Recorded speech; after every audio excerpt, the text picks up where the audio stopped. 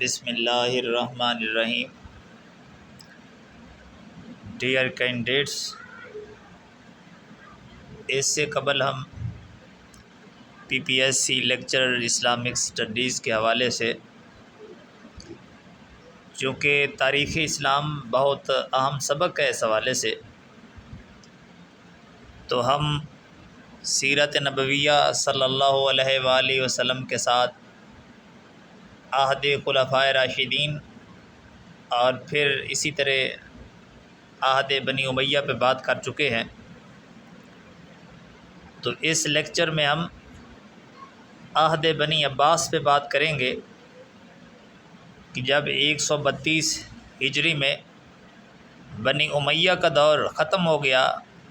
مروان الحمار کی خلافت کے ختم ہونے کے ساتھ ہی، تو بنی عباس بیسیکلی رسول اکرم صلی اللہ علیہ وآلہ وسلم کے چچا حضرت عباس بن عبد المطلب کی اولاد میں سے تھے، اور جب حضرت امام حسین علیہ الصلاۃ والسلام کی شہادت کے بعد حضرت امام زین العابدین رحمۃ اللہ علیہ نے شہادت حضرت امام حسین علیہ الصلاۃ والسلام کے بعد سیاست سے کنارہ کشی اختیار کر لی، تو پھر وہ گروہ جو حامیان اہل بیت چلا آ رہا تھا، جنہیں اصطلاحاً شیعان علی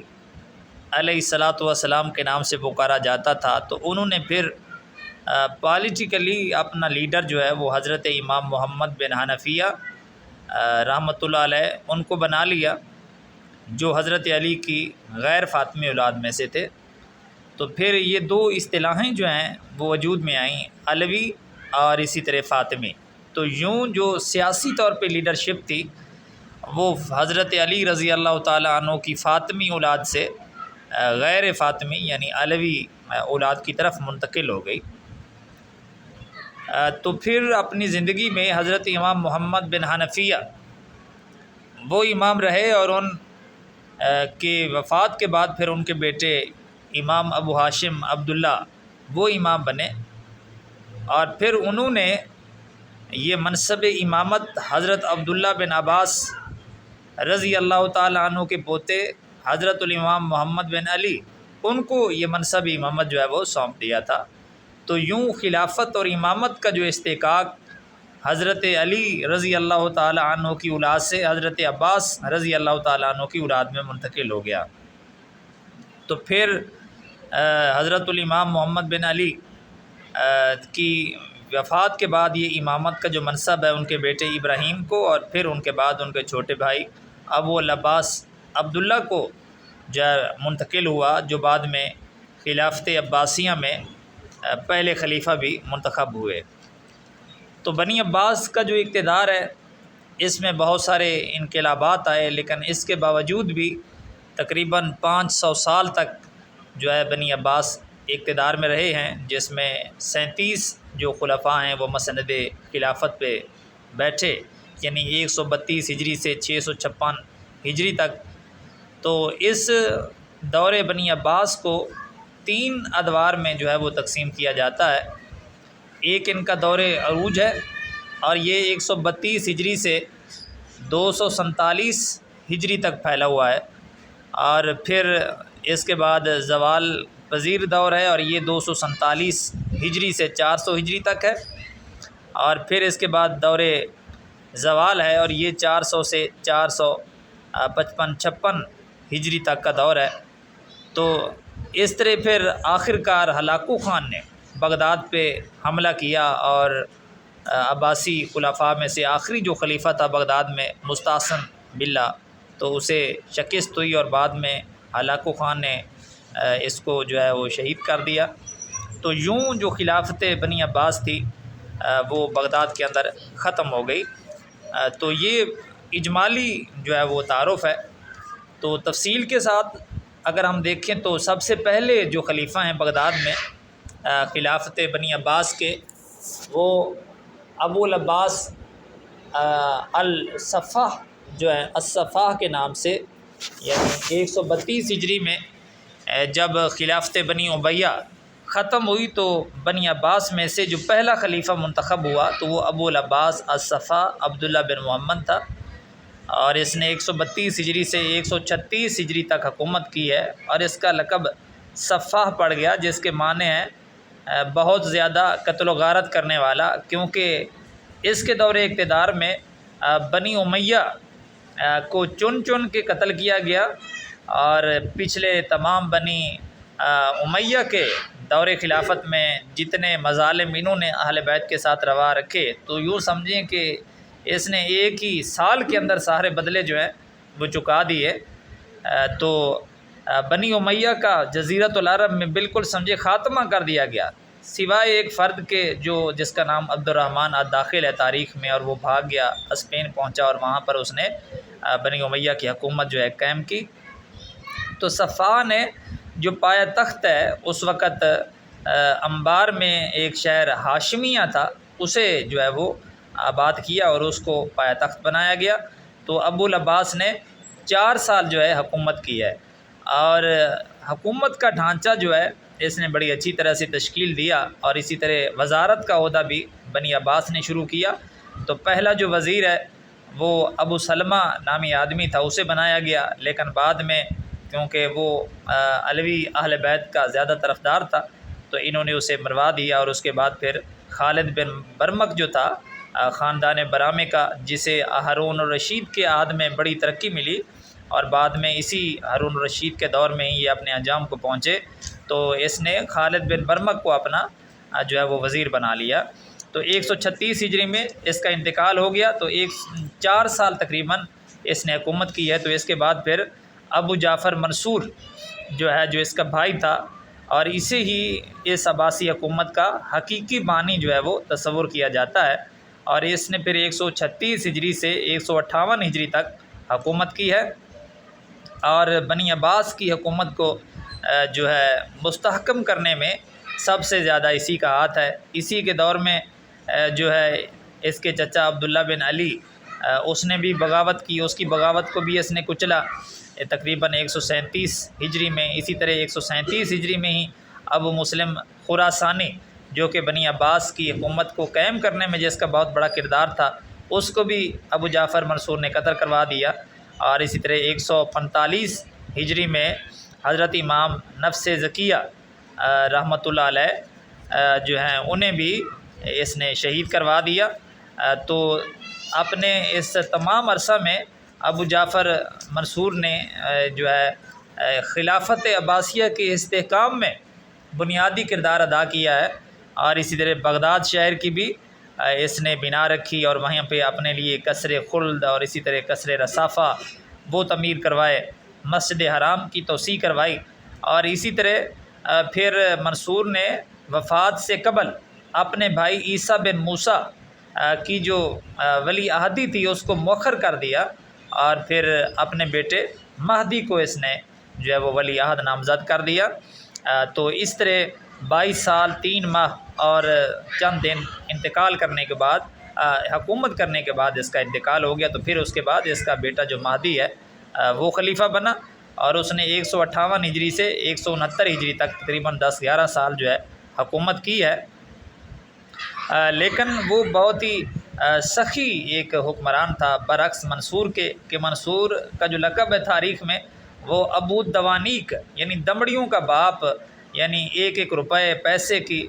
پہ یہ نظر رکھتا تھا منصور، لیکن مہدی بڑا وسیع القلب تھا، اور اسی طرح سیاسی طور پہ منصور نے جن لوگوں کو اریسٹ کیا ہوا تھا حکومت کے لیے خطرہ سمجھ کر، ان کو بھی مہدی نے اپنے دور میں جو ہے وہ رہا کر دیا۔ تو اس نے تقریباً 10-11 سال جو ہے وہ حکومت کی ہے۔ تو اس کے بعد پھر اس کا بیٹا ہادی جو ہے وہ خلیفہ بنا، ابو محمد موسیٰ الہادی، اور اس نے 169 ہجری سے 170 ہجری تک جو حکومت کی ہے، اور اسے 1 سال تقریباً حکومت ملی، کیونکہ 1 سال کے بعد ہی یہ انتقال کر گیا۔ اور اس کے انتقال کے بارے میں بھی یہ روایات آتی ہیں، ایک یہ کہ یہ تبھی موت مرا، اور ایک یہ آتی ہے کہ اس کی ماں ملکہ خیزران جو تھی اس نے اسے زہر دے دیا تھا، کیونکہ وہ سیاست میں اور حکومت میں اپنی مداخلت چاہتی تھی لیکن یہ ناپسند کرتا تھا۔ تو اس کے بعد پھر ہارون الرشید جو ہے یعنی 170 ہجری سے 193 ہجری تک ہارون الرشید نے حکومت کی ہے، اور یہ جو دور ہے بنی عباس کا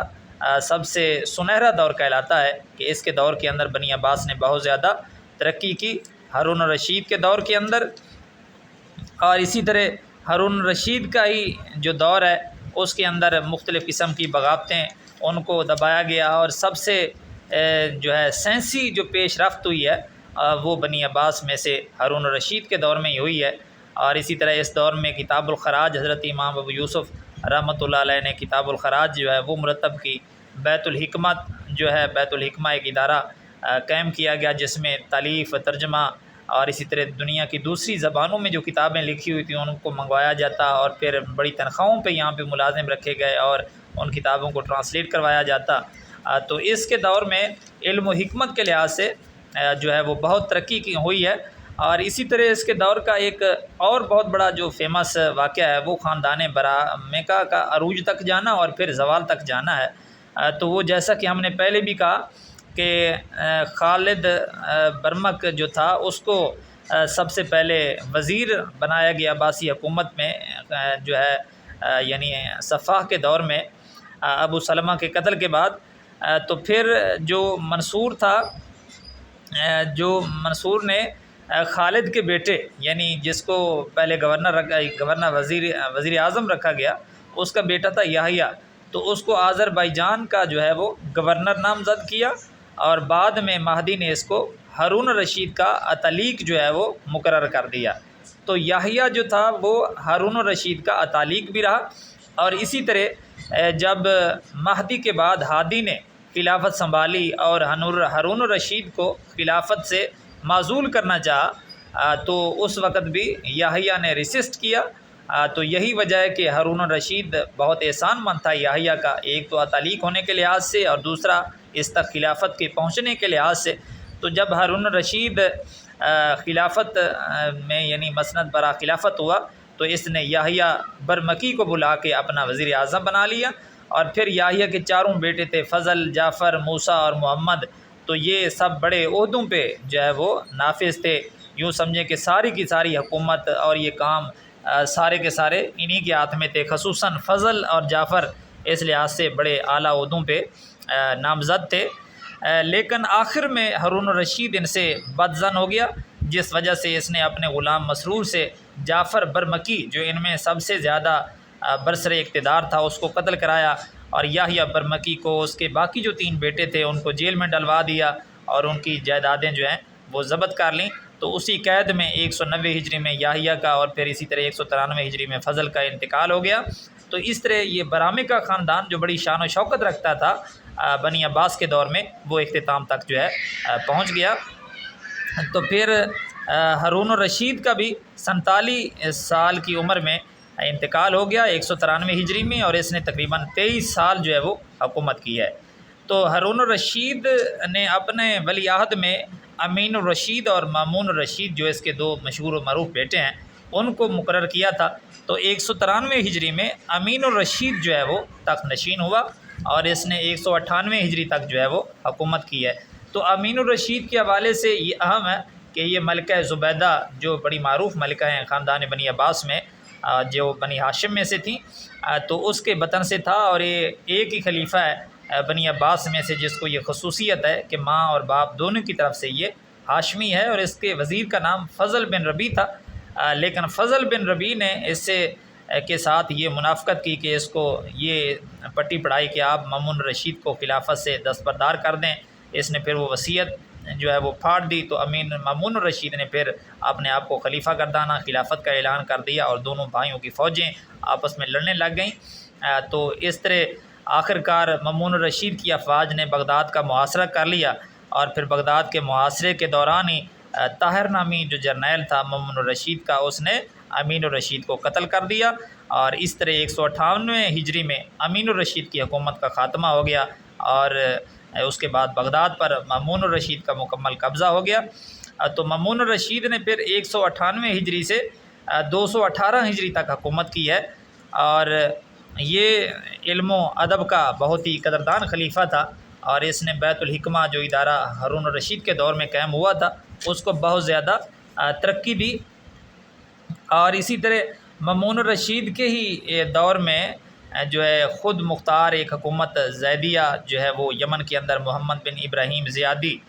اس کے توسط سے قائم ہوئی، اور اسی طرح خراسان میں جو دولت طاہریہ وہ قائم ہوئی، اور اسی طرح اسی دور میں یعنی 217 ہجری میں مامون الرشید کے دور میں جزیرہ جو سکلیہ ہے وہ بھی مسلمانوں کے تسلط میں آیا، یعنی مسلمانوں نے اسے فتح کر لیا۔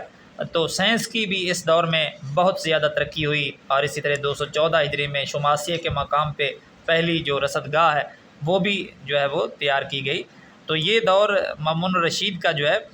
بہت ہی مسلمانوں کی ترقی کے اعتبار سے، اور اسی طرح علم الکلام جو ہے اس کی بنا پڑی۔ لیکن اس کے ساتھ ساتھ اس دور میں فتنہ خلق قرآن نے سر اٹھایا، کیونکہ معتزلہ جو تھے وہ بڑے عروج پہ پہنچ گئے اس دور میں۔ مامون الرشید بھی ان کا ہم نوا بن گیا، جس کی وجہ سے حضرت امام احمد بن حنبل امام اہل سنہ والجماعہ رحمۃ اللہ علیہ کو بہت زیادہ صعوبت اور بہت زیادہ پریشانی کا سامنا کرنا پڑا، لیکن وہ راہ حق پہ ڈٹے رہے۔ اور مامون الرشید کے بعد پھر 218 ہجری میں معتصم باللہ جو ان کا بھائی تھا، تو مامون الرشید نے اپنے بھائی معتصم کو ولی عہد جو ہے مقرر کیا۔ تو مامون کی وفات کے بعد 218 ہجری میں معتصم جو ہے وہ خلیفہ بنا، لیکن اسے کوئی علمی اور ادبی کاموں سے لگاؤ نہیں تھا، لیکن شجاعت اور بہادری میں یہ بہت ممتاز مقام رکھتا تھا، اور اس کے دور میں فوجی اعتبار سے خلافت بنی عباس نے بہت زیادہ ترقی کی، اور ایرانیوں کا جو ہے بہت زور بڑھا۔ تو معتصم نے ایرانیوں کے زور کو آگے بڑھنے سے روکنے کے لیے پھر ترکی جو لوگ تھے ان کو افواج کے اندر جو ہے داخل کیا۔ تو ترکوں کو بہت ہی عروج ملا اس دور میں معتصم باللہ کے دور میں، اور اسی طرح معتصم باللہ کے دور میں عہد فتنہ جو ہے وہ خلق قرآن کے مسئلہ پر بھی علماء کرام پہ بہت سختیاں کی گئیں، خصوصاً حضرت امام احمد بن حنبل کو اس حوالے سے بڑی جرأت کے ساتھ ان کا مقابلہ کرنا پڑا۔ تو معتصم کے دور میں ایک اور جو ہے اہم واقعہ یہ بھی ہے کہ معتصم نے سامرا کے نام سے ایک شہر بھی بسایا، کہ جب ترکی افواج کی تعداد بہت زیادہ ہو گئی اور اہل بغداد کو ان سے تکلیف پہنچنے لگی، تو بغداد کے قریب ایک مستقل شہر یعنی چھاؤنیوں کے اعتبار سے سمجھ لیں فوجی اعتبار سے سامرا کا شہر جو ہے وہ بسایا گیا۔ تو معتصم نے 227 ہجری میں 47 سال کی عمر میں انتقال ہوا، اور اسے سامرا میں دفن کیا گیا، اور اس نے تقریباً 8 سال جو ہے حکومت کیا ہے۔ تو اس کے بعد پھر واسق باللہ، اس نے 227 ہجری سے 232 ہجری تک حکومت کی ہے۔ تو معتصم نے اپنے بیٹے واسق باللہ کو اپنا ولی عہد نامزد کیا تھا، تو اس کے بعد واسق باللہ کی حکومت رہی۔ اس نے بھی اپنے باپ کی طرح ترکوں کو بڑے بڑے مناصب دیے، اور ترکوں کو اس کے دور میں جو ہے بڑا اقتدار حاصل رہا۔ اور اسی طرح اس کے بعد واسق باللہ کے دور میں بھی، کیونکہ یہ بھی فتنہ خلق قرآن کے سلسلہ میں معتزلہ جو فکر تھی اس سے متاثر تھا، تو اس نے بھی اپنے دور میں منکرین جو تھے خلق قرآن کے محدثین علماء کرام ان پہ سختیاں کی، لیکن اپنے آخری عہد میں بیان کیا جاتا ہے کہ اس نے اسے رجوع کر لیا تھا۔ تو اس کے بعد متوکل علی اللہ یعنی 232 ہجری سے 246 47 ہجری تک متوکل علی اللہ نے ہی یعنی خلافت سنبھالی، اور یہ واسق باللہ کا بھائی تھا۔ تو اس کے دور میں پھر جو ہے علماء اہل سنہ والجماعت ان کو جو ہے وہ اللہ تعالیٰ نے معتزلہ کے مقابلے میں نصرت سے ہمکنار کیا، اور اس نے جو ہے وہ فتنہ خلق قرآن کا جو فتنہ تھا اس کو ختم کر دیا، اور فقہی مسلک طور پر اس نے شافعی مذہب جو ہے وہ اختیار کیا، اور اسی طرح علماء پہ اور محدثین کرام پہ جو سختیاں اس سے پہلے چلی آ رہی تھی تینوں ادوار میں، تو وہ ختم کر دی گئیں، اور فرقہ معتزلہ جو ہے اس کی جو ہے سرکوبی کی گئی۔ تو اس طرح متوکل کا جو دور ہے وہ اہل سنت والجماعت کے حوالے سے بہت اچھا دور تھا، اور اسی دور میں متوکل کے دور کے آخر میں جو ترکی تھے وہ متوکل کے خلاف ہو گئے، کیونکہ یہ ان کے اقتدار کے خلاف تھا، اور اسی طرح اس کا بیٹا منتصر باللہ بھی وہ بھی اس کے خلاف ہو گیا۔ تو اس نے ترکوں کے ساتھ مل کے سازش کی، اور پھر متوکل کو اس کے محل میں گھس کر ترکوں نے جو ہے قتل کر دیا۔ تو یہ پہلا بنی عباس کا خلیفہ تھا جو اس طرح قتل کیا گیا۔ تو اس طرح اس کی مدت خلافت یعنی 14 سال 10 ماہ اور تقریباً چند دن بنتے ہیں، اور 40 سال کی عمر میں سے قتل کر کے ختم کر دیا گیا۔ تو بنی عباس کے جو 10 حکمران یعنی 247 ہجری تک جو دور عروج تھا وہ یہاں پر ختم ہو گیا، 132 ہجری سے 247 ہجری تک، اور متوکل جو ہیں اس حوالے سے بنی عباس کے 10ویں خلیفہ ہیں۔